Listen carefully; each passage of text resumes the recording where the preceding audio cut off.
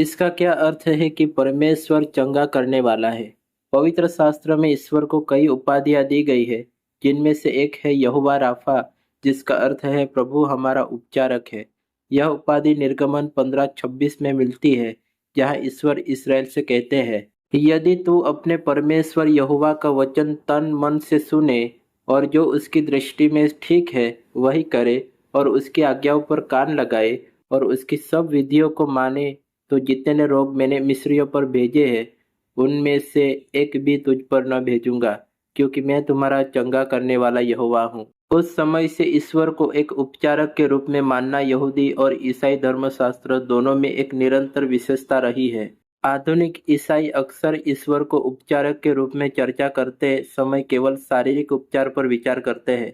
हालांकि पवित्र शास्त्र मन, आत्मा और शरीर को कवर करते हुए कई प्रकार के उपचार प्रस्तुत करता है। उपचार का अर्थ है किसी चीज को पूरा करना, जो टूटा हुआ है उसे ठीक करना या जो फटा हुआ है उसे जोड़ना। आदम और हवा के विद्रोह ने पूरी सृष्टि को अस्त व्यस्त कर दिया और उपचार की आवश्यकता को जन्म दिया। एक उपचारक के रूप में ईश्वर की भूमिका में सब कुछ उसके मूल इरादे के अनुसार बहाल करना शामिल है। आइए उपचार के विभिन्न पहलुओं पर विचार करें। आध्यात्मिक उपचार मनुष्य को आध्यात्मिक रूप से ईश्वर से जुड़ने के लिए बनाया गया था, एक ऐसी अवस्था जो हमारे पूरे अस्तित्व में जीवन लाती है। हालांकि हमारे पहले माता पिता ने स्वायत्तता को चुना और उन्होंने खुद को जीवन के स्रोत से अलग कर दिया।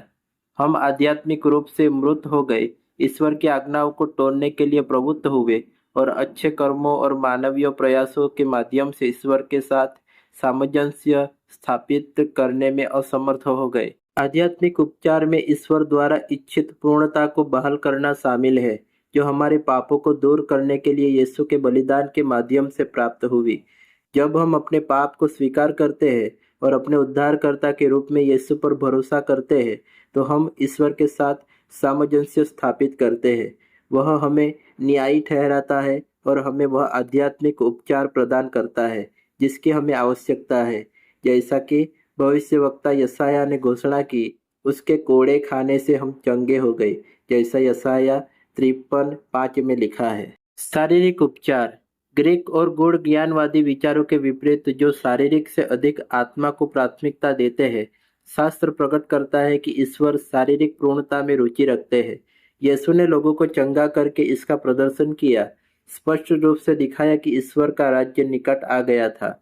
अंतिम शारीरिक उपचार पुनरुत्थान के समय होगा, जब हमें अनंत काल के लिए उपयुक्त नए शरीर दिए जाएंगे। तब तक हम चमत्कारिक रूप से चंगा करने के लिए परमेश्वर की शक्ति पर भरोसा करते हैं, और जब उपचार नहीं होता है तो हम उसकी भलाई और प्रावधान पर भरोसा करते हैं। मनोवैज्ञानिक भावनात्मक उपचार चल रही छुटकारे की प्रक्रिया के हिस्से के रूप में परमेश्वर हमारे मनोविज्ञान और भावनाओं को भी ठीक करता है। ईसाई मंडलियों में मानसिक स्वास्थ्य को अक्सर नजरअंदाज किया जाता है, लेकिन पवित्र शास्त्र इस पर ध्यान देता है। हमारे दिमागों का निरंतर नवीनीकरण हमारे विचार पैटर्न को परमेश्वर के वचन की सच्चाई और आत्मा के कार्य के अधीन करना शामिल करता है। परमेश्वर नकारात्मक विचार चक्रों को ठीक करने, विकृत दृष्टिकोणों को ठीक करने और हानिकारक विश्वासों को बदलने में रुचि रखता है। हमें अपनी चिंताओं को परमेश्वर के सामने लाने और दूसरों को प्रोत्साहित करने का निर्देश दिया गया है। जब हम अपने निवेदन परमेश्वर के समक्ष धन्यवाद के साथ रखते हैं, तो उसकी शांति हमारे हृदय और मन की रक्षा करेगी, जैसा फिलिपियों 4:6-7 में लिखा है। संबंध परक उपचार परमेश्वर का उपचार व्यक्तिगत पूर्णता से परे है और पाप के कारण होने वाले संबंध परक नुकसान को ठीक करने का प्रयास करता है। सुसमाचार अलग अलग पृष्ठभूमि के असंभावित व्यक्तियों का एक समुदाय बनाता है, जो मसीह में विश्वास से एकजुट होते हैं। अंतिम संबंध परक उपचार भी राज्य की पूर्णता पर प्राप्त किया जाएगा। अभी के लिए हमारे पास सुसमाचार, बाइबल की शिक्षाएं और आत्मा का सशक्तिकरण है, जो हमें संबंध परक संघर्ष को सुलझाने और सद्भाव बनाने में मार्गदर्शन करता है। ब्रह्मांड का उपचार अंत में परमेश्वर सारी सृष्टि को ठीक करने और राष्ट्रों में शांति लाने का वादा करता है। अभी सृष्टि करहा रही है, मानव पाप और परमेश्वर के श्राप के बोझ तले दबकर बिगड़ रही है।